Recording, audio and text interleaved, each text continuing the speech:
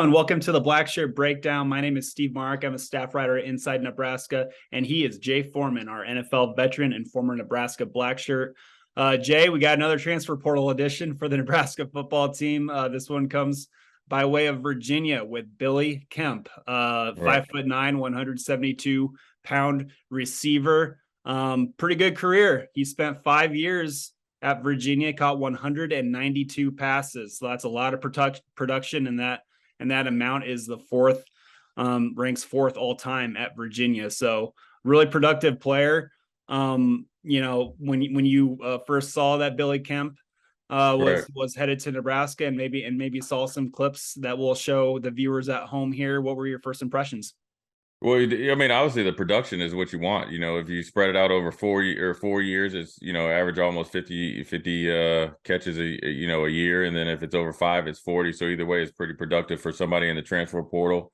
Mm-hmm. When you watch his tape, you see some great short area quickness and the ability to catch with your hands. Got longer arms for, his initial vertical stature at 5'9". So he's able to win some 50-50 balls, but he's a tough player. The injury bug, again, like we talked about a couple other players in the past. That's what usually happens in the transfer portal. Maybe just get a bad run of nagging injuries, not big ones. Ones that when you play these skill position, like receiver, DB, if you get a high ankle sprain, those things can, nag on you a little bit and affect your production. Obviously, some turnover there with new coaching staff. So then if you're not able to produce on the field in practice, it's paramount to earn a position. So he's looking for a new home, and I think he fits the script, again, of Matt Rule and company, and, what they're looking for in a productive player. They kind of know what they're going to get. And he's just looking for, a home and a new start. And Nebraska's a perfect fit for him, where realistically, everybody's on a clean slate, but ultimately they recruited him and know that he's going to come in here with a clean slate with the ability to produce again like he did at Virginia. So a little bit about Billy Kemp. His 2021 season was pretty good. He played in 10 games, 74 catches, 725 receiving yards, 6 touchdowns. Like you said, his short area burst quickness is really something is really fun to watch, I think, and something that can really help out any offense. But his 2022 just didn't go as well. It didn't go as well for the team overall. When in 2021, Brendan Armstrong, the quarterback, had things rolling. They had a really good offensive coordinator in Robert Anai.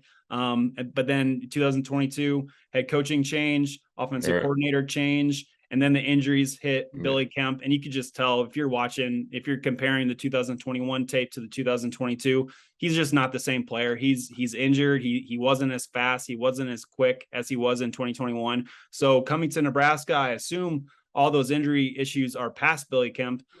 But before we get into the tape here, Nebraska's receiving room took some hits, obviously. So there's Trey Palmer, record-setting receiver, gone. Oliver Martin, gone. He was third on the team in receiving yards. Travis Vokalek, I know he wasn't a receiver, but he's still pass catching tight end, gone. So that's 3 of the 4 top receivers from Nebraska's 2022 team gone. And Marcus Washington, he's returning. Alante Brown, you like to see a little bit more production out of him, but he's returning also. I think it's a really good thing that Marcus Satterfield, Matt Rule kind of got Billy Kemp out of the transfer portal, because the receiver room badly needs depth, and I think Billy Kemp is really going to be a strong addition here. But let's get into the tape, Jay, and most of these plays are from the 2021 season, because I think it'll give fans a better and more accurate depiction of what Billy Kemp can actually do when he is fully healthy. Well, yeah, you see him here at his 14-14 game against Virginia Tech. Virginia Tech's known as a good defensive squad. He's out there on the outside, just a little bit of a smoke screen, wide receiver screen.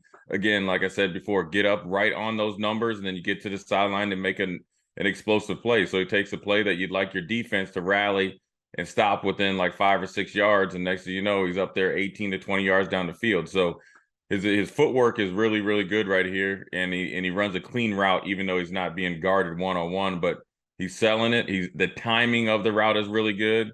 He comes back not too far. That's the advantage with having a left-handed quarterback. He can get it to him a little bit quicker in a way that he can catch it and turn right up. But I like that he sticks his foot in the ground. What they usually teach receivers is they want them running right down the middle of the numbers. And you see that he's setting up a pretty good block by the offensive lineman, another one by Big 55, who happens to be at Michigan or was at Michigan this year. And then he tries to get out to the outside of the numbers, and which is the sideline, to possibly get to a touchdown. So everything that you think you could do with somebody with his stature on the outside, you see it right here, and you like it that he catches it with his hands, gets it, turns upfield, secures the ball, and makes a pretty good explosive play right there. So you don't have to be taking the top off the defense in order to be an explosive receiver. They didn't just use him on the outside. He was obviously a slot receiver, played a lot on the inside. But in 2021, Robert and I, the offensive coordinator, used him in a variety of different ways, kind of similar to Josh Fleeks at Baylor, another Nebraska portal transfer portal addition. And this one at North Carolina. Kemp had a really great game against the Tar Heels, and in this specific example, he lines up right next to Brennan Armstrong in the backfield as your traditional running back look. Yeah, right here, it's you want to get the ball to your playmakers. They're getting beat here by 21 points, but you want to keep the game respectable. Again, this is no different than like the play we see previous. Is a little short pass right here, even though it's a pitch, and then let him do his work. And you like it right here. It's a phone booth type of play. Make one guy miss, be physical, run through another couple tackles, regardless of what the score of the game is. You like to have all your players have a nose for the end zone, and so.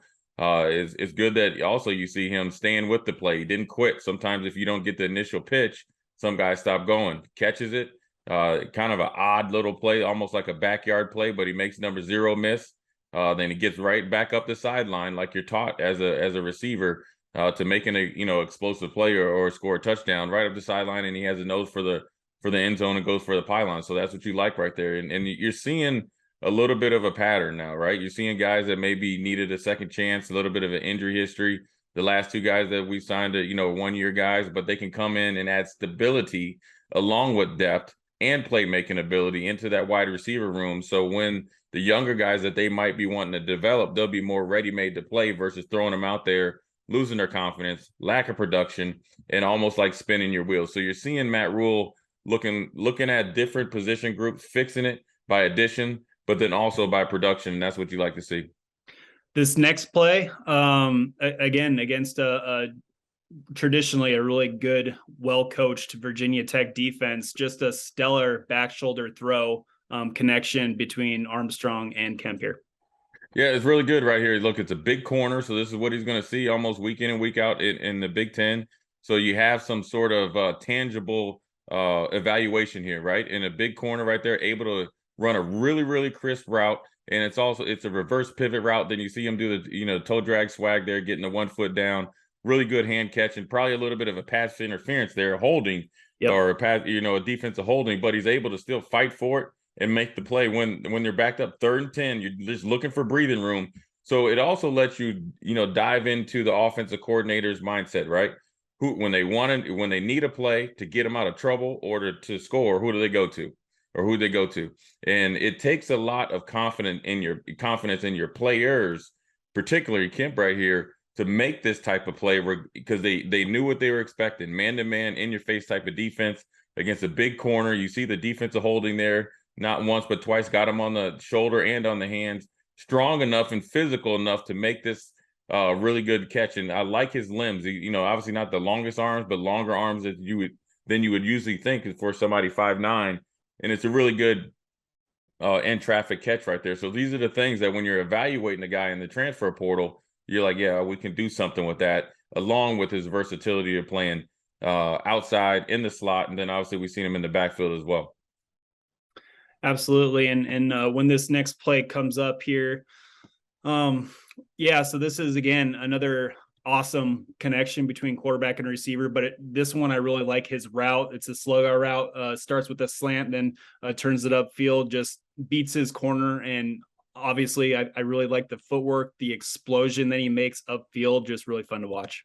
Yeah, you could really obviously see his footwork accentuated there by his spat job, which is pretty impressive. But the sluggo route is legendary in the red zone, and so when you see him, he's a pretty quick guy, but there's no wasted steps in his routes. right there, no wasted, and then he explodes out of that second cut and gets up towards the sideline, right at the pylon, dropped in the bucket. Really good pass here, but an even better catch where you're catching it over your outside shoulder. Look at this right now. Look for the ball late, adjusts to very slightly to where the ball is, doesn't stop running. And the best thing about it, he doesn't put his hands up to catch the ball to the very last second. You see it right here in slow motion, right? That's selling like a slant route.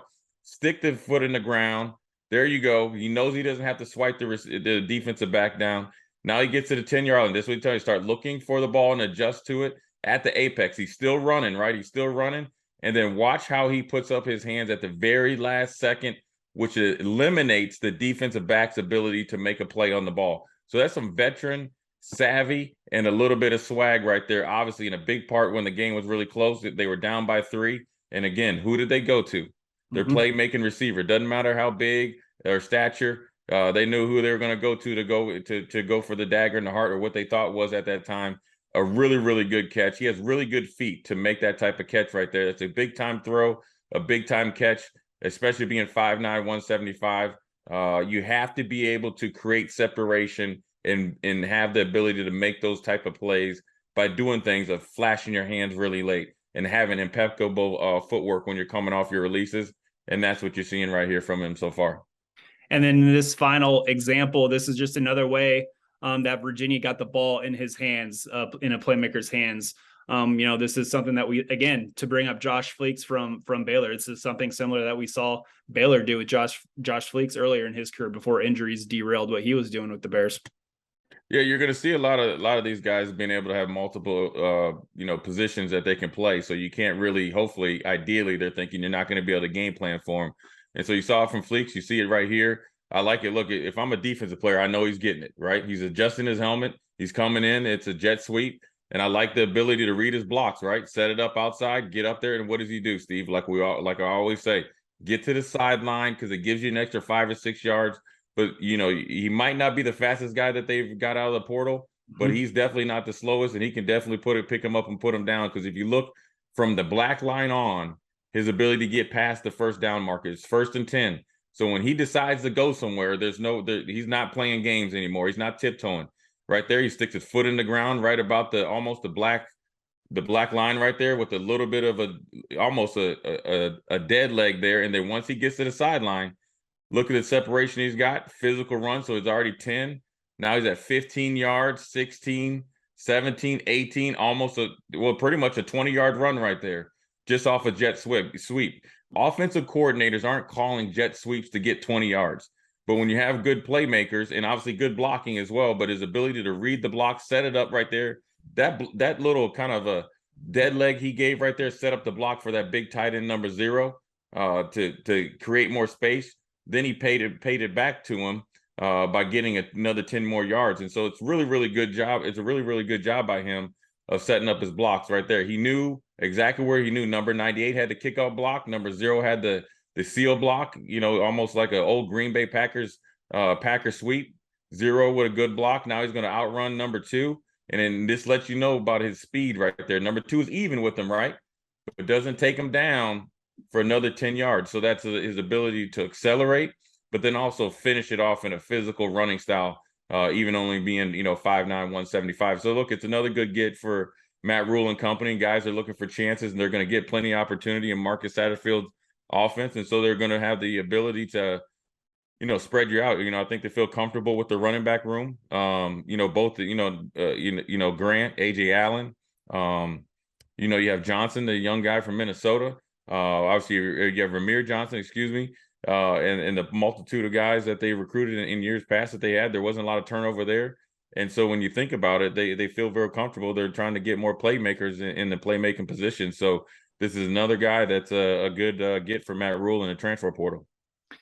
All of that, plus he has heart. When you were watching his tape in his 2022 tape, you could tell, like I mentioned earlier, he was nowhere near 100%, but he was still out there. You could see it on his face when the camera would pan that he was hurting, but he was still out there trying to give it all for his team. That was kind of struggling during the season, but he didn't care. He was still out there giving it his all. So that was Billy Kemp, 5th-year transfer from Virginia. He'll have 1 year, I believe, left of eligibility to ball out at Nebraska, and see how he can help this new program with Matt Rule and company. So that was the Blackshirt breakdown. My name is Steve Marik. That was Jay Foreman, and we will be back whenever Nebraska snags another transfer.